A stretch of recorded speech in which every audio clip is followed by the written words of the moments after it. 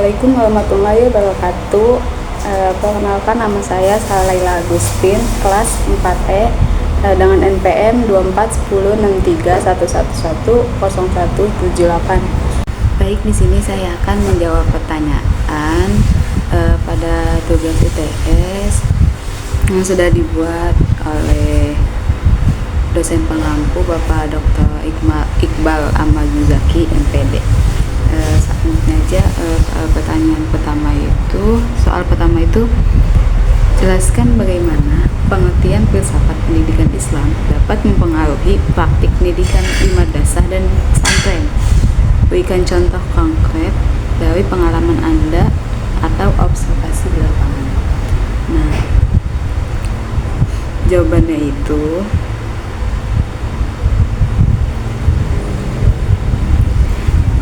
filsafat pendidikan Islam merupakan kegiatan atau aktivitas berpikir menyeluruh dan mendalam dalam rangka menemukan pengetahuan, konsep, menyelenggarakan atau mengatasi berbagai problem pendidikan Islam dengan mengkaji kandungan makna dan nilai-nilai dalam Al-Quran dan hadis. Nah, contohnya di pesantren ini, jadi santri tidak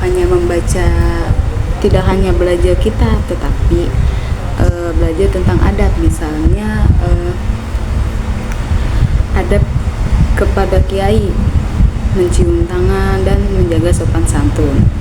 Dan sedangkan di madrasah itu mengintegrasikan pelajaran umum dengan nilai Islam. Soal kedua yaitu bandingkan kedudukan filsafat pendidikan Islam dengan filsafat pendidikan Barat. Nah, apa saja sih kelebihan dan kekurangan masing-masing dalam konteks pendidikan di Indonesia?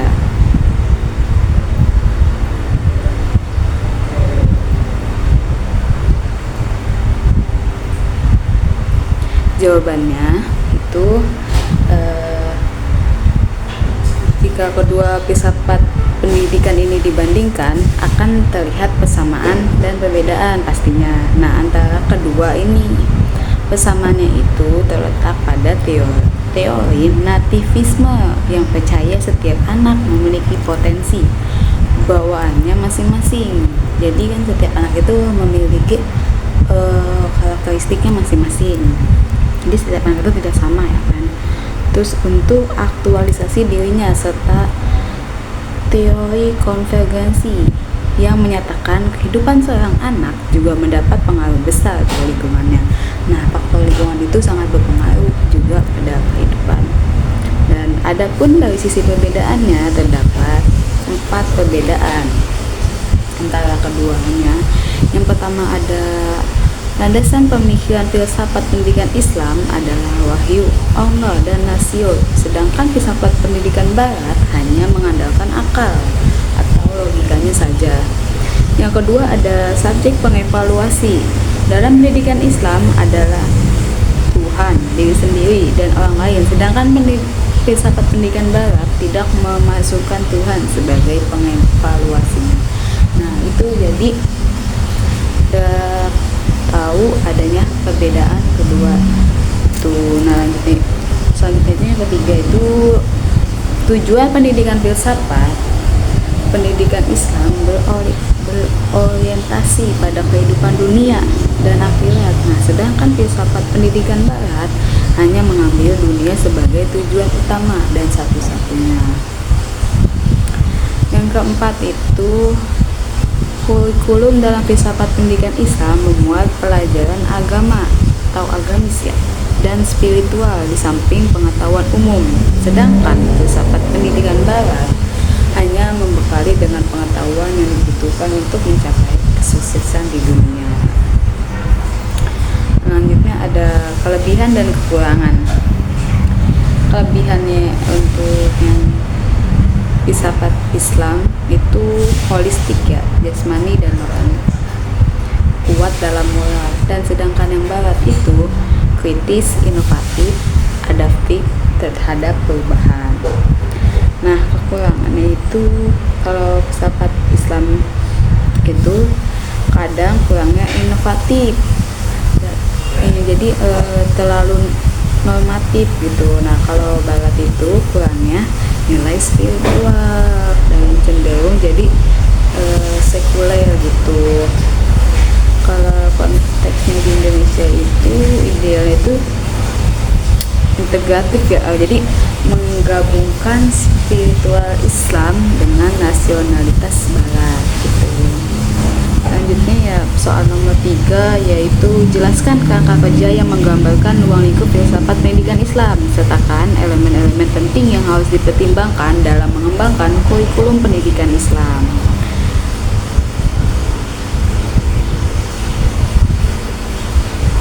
Jadi jawabannya itu ruang lingkup filsafat pendidikan Islam meliputi semua masalah esensial yang berkaitan dengan kegiatan pendidikan seperti kurikulum, metode, dan lingkungan belajar. Pemahaman mendalam terhadap ruang lingkup ini sangat penting untuk mengaktualisasikan proses pembelajaran secara maksimal. Nah, elemen pentingnya itu dalam kurikulum ada 5 elemen ya. Pertama ada tujuan pendidikan, materi berbasis tauhid, metode, evaluasi, serta lingkungan pendidikan. Selanjutnya soal nomor 4, dalam konteks ontologi pendidikan Islam, bagaimana Anda dapat menerapkan prinsip-prinsip filsafat pendidikan Islam untuk mengatasi tantangan yang dihadapi oleh lembaga pendidikan Islam saat ini?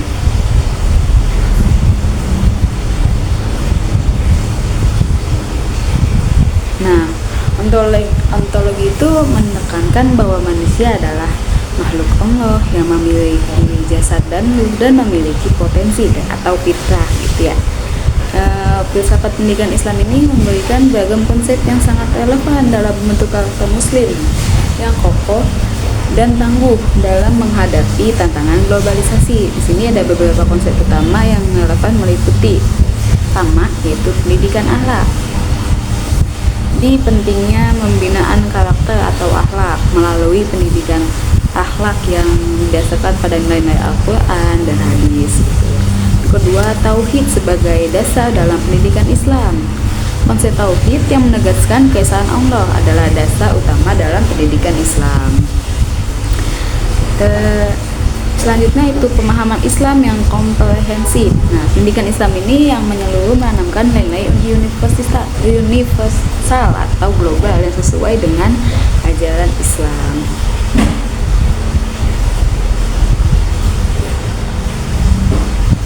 Ya, soal nomor 5, jelaskan urgensi epistemologi pendidikan Islam dan bagaimana hal ini dapat berkontribusi pada pembentukan masyarakat yang lebih baik.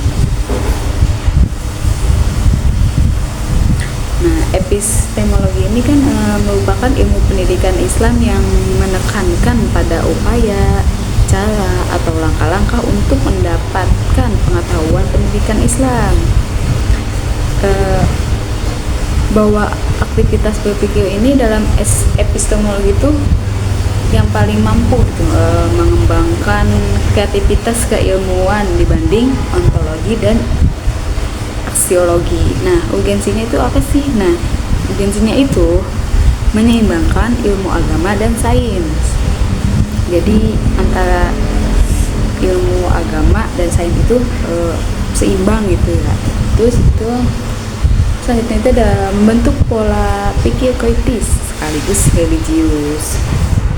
Dan untuk kontribusinya gitu ya bagi masyarakat itu muncullah generasi yang cerdas, berakhlak, dan tidak mudah terpengaruh oleh hoax.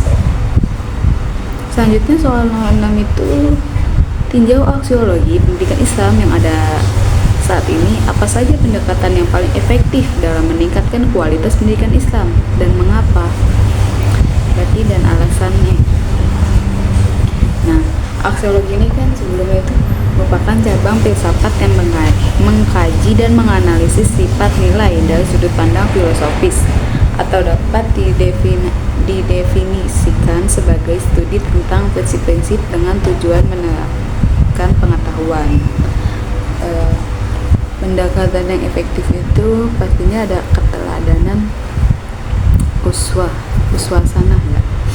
paling kuat pengaruhnya dengan integrasi nilai dalam semua mata pelajaran. Mengapa efektif? Karena nilai tidak cukup diajarkan, tapi harus dilihat, dirasakan, dan dipraktikkan.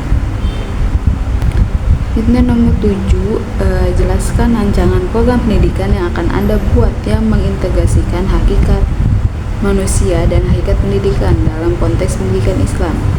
Apa saja komponen utama yang ada dalam program tersebut? Menurut pendapat saya, rancangan program pendidikan Islam ini, rancangan program pendidikan Islam, ini kan konsep dasarnya ya. Jadi hakikat manusia jadi makhluk yang berpotensi, sedangkan hakikat pendidikan proses yang mengembangkan potensi tersebut. Nah, komponen utama program itu pasti adanya tujuan, kurikulum, metode, guru atau pendidik, lingkungan, dan evaluasi. Contoh programnya apa sih? Contoh programnya itu sekolah yang berbasis karakter Islami, misalnya sholat berjamaah, adanya program tahfiz gitu. Dan soal yang terakhir yaitu dalam konteks demokratisasi pendidikan, bagaimana Anda melihat peran filsafat pendidikan Islam dalam menciptakan sistem pendidikan yang inklusif dan adil? Berikan contoh implementasi yang relevan. Menurut saya, demokratisasi pendidikan itu pendidikan yang adil, inklusif, dan tidak diskriminatif. Nah, peran filsafat ini jadinya Islam mengajarkan jadi persamaan derajat, jadi tidak ada yang dibedakan dan menekankan keadilan. Implementasinya pendidikan inklusif ya, jadi menerima siswa yang berkebutuhan khusus serta memberi kesempatan semua siswa untuk berkembang. Contohnya misalnya metode pembelajaran yang menghargai perbedaan kemampuan, karena setiap anak memiliki karakteristik yang berbeda-beda dan mungkin ada yang cepat ada yang mungkin cepat lama, jadi kita harus menghargai perbedaan itu. Misalnya terus ada lagi